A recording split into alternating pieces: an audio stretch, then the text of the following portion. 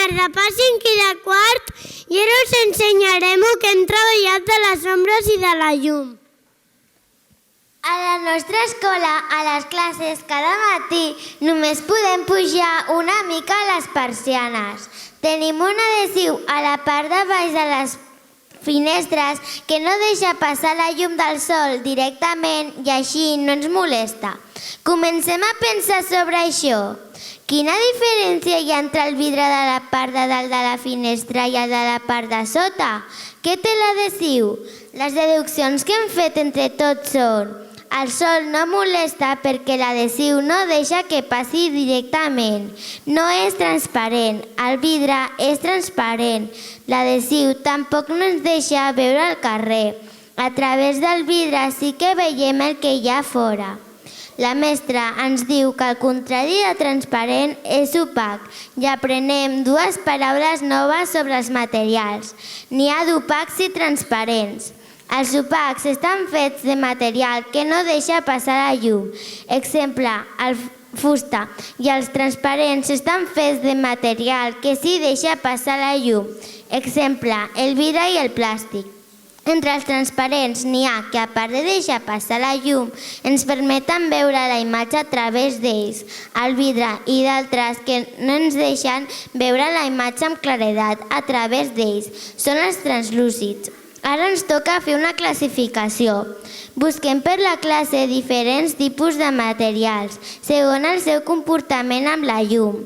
Després sortim a posar-los a la capsa corresponent, tot explicant a la resta què hem triat, de quin material està fet i quina és la seva relació amb la llum. Mentre a les classes de P5, els nens i nenes, quan fa la fila per pujar a la classe, es fixen que a la paret que tenen al costat hi ha ombres i que aquestes es mouen a la vegada que ells. Els agrada mirar-se-les i jugar amb elles. Aram, com eren aquestes ombres? Negres. Us perseguien? Sí.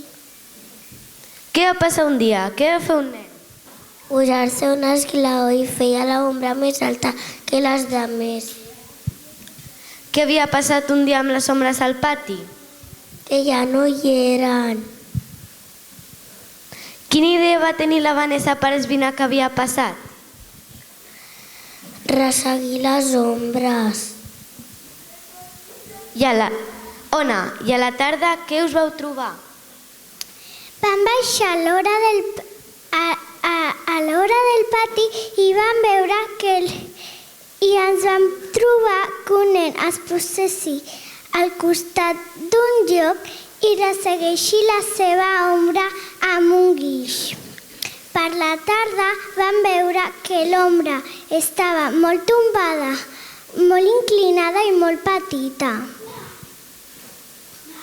Què vau pensar? Per què passa això ara? Perquè la Terra gira.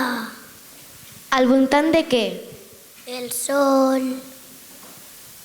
I què vau fer? Un experiment. En quins materials? Un paper de cel·lofana groc, una llinterna i la bola del món i un nino. Aram, què vau descobrir amb aquest experiment?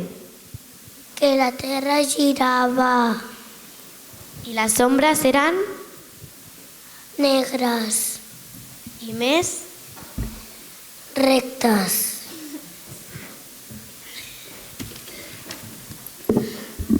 Els nens i nenes de P5B, de sobte, un matí es fixen en la mestra que s'atura i... Eric, què veieu un matí a la paret? Al matí a la paret veiem el cap d'un gos que ho feia a la Lourdes. Els nens i nenes també van fer formes, veritat? Sí, van fer ocells, papallones, dinosaures, gossos... Un dia va jugar al poig amb les ombres. Com eren aquestes ombres? Negres. Com jugaven les ombres? Jugàvem a trepitjar-nos l'ombra. Carla, i quan arribàveu a la classe, què fèieu? Posaven un gomet si feia ombra o no.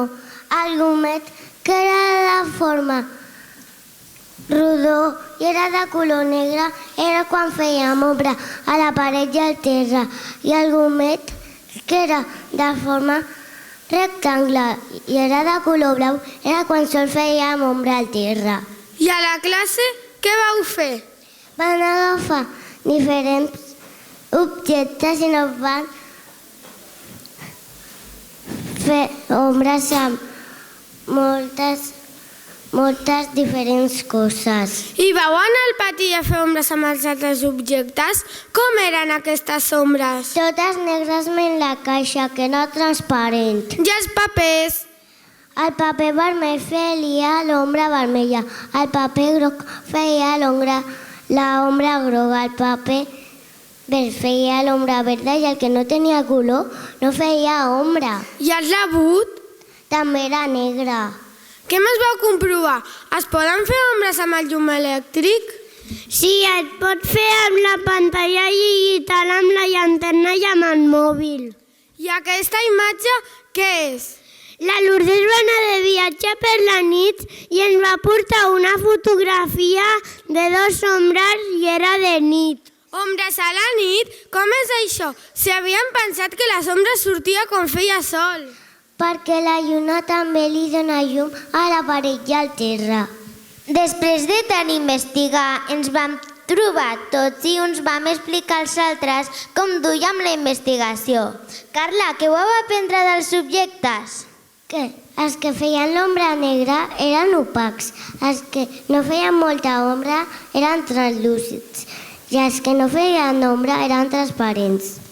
Les hipòtesis que havíem formulat a les classes, més tot allò que ens havien explicat els companys de P5, ens vam dur a concloure que 1.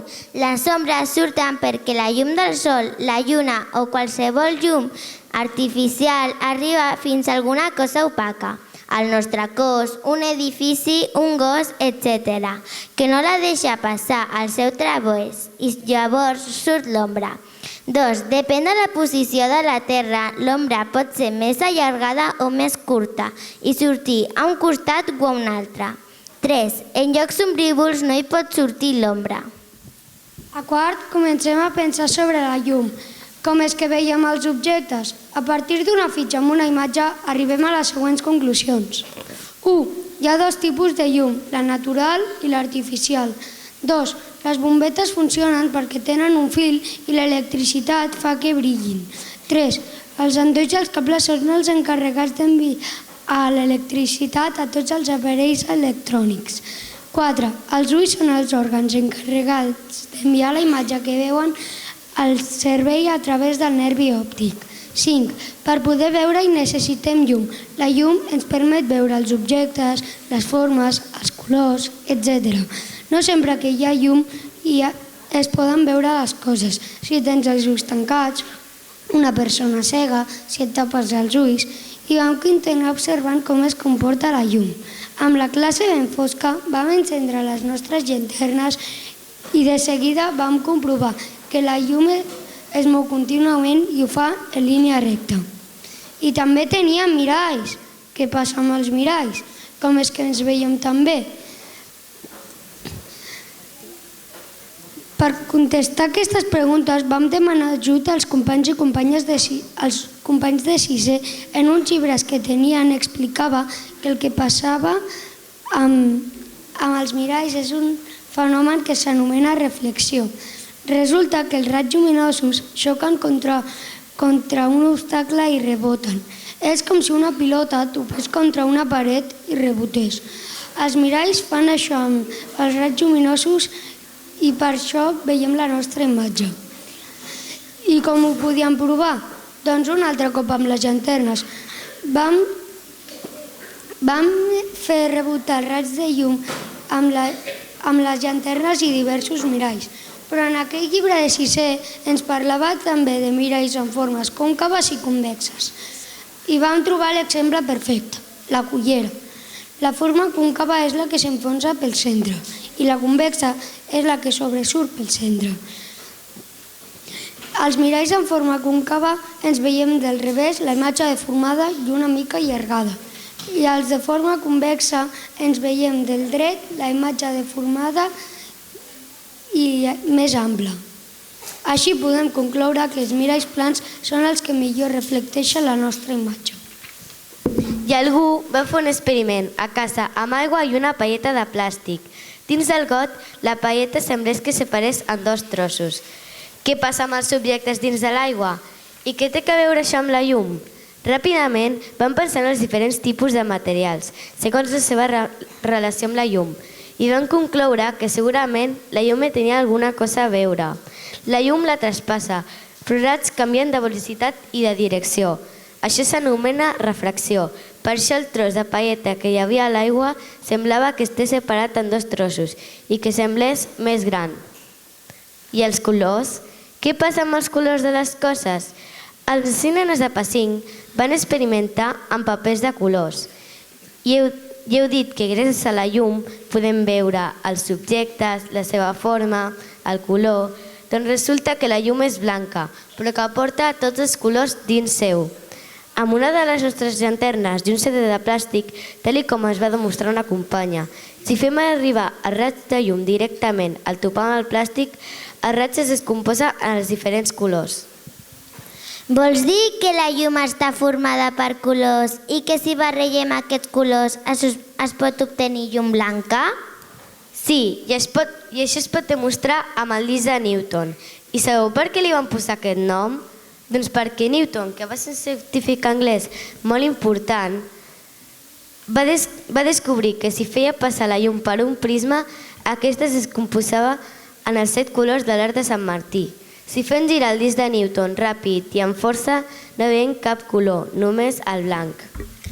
Bé, aquí ha acabat la nostra exposició. Esperem que us hagi agradat. Moltes gràcies.